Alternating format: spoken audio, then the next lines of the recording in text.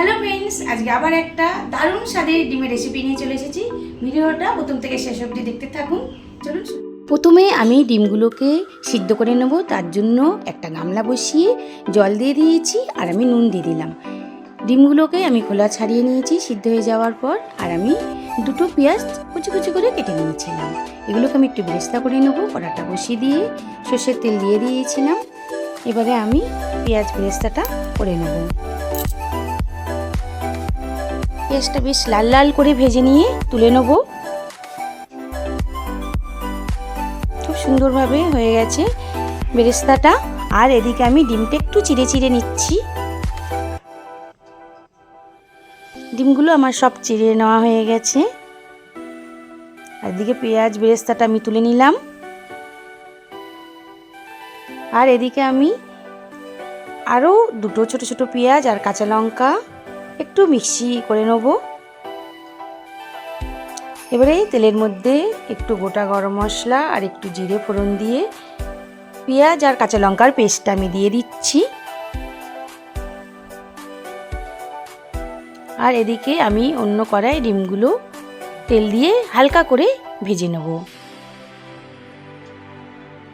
ওদিকে ততক্ষণ পেঁয়াজের মশলাটা হচ্ছে, এদিকে আমি ডিমটা ভেজে নিচ্ছি।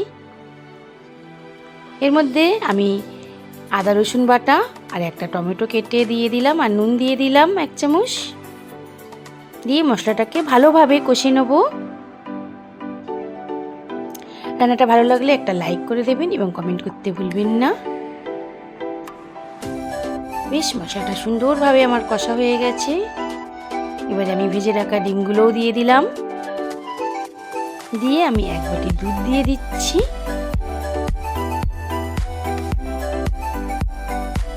ভালোভাবে মশলার সাথে মিশিয়ে নেব।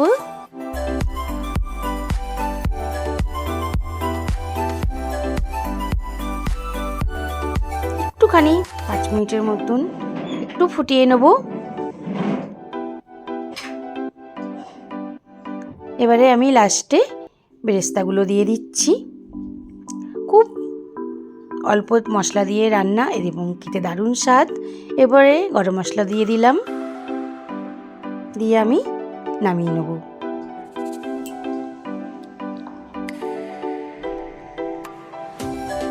লাস্টে আমি বেরেস্তাটা দিয়ে দিচ্ছি। কি খাবে? চলে এসো। টাটা।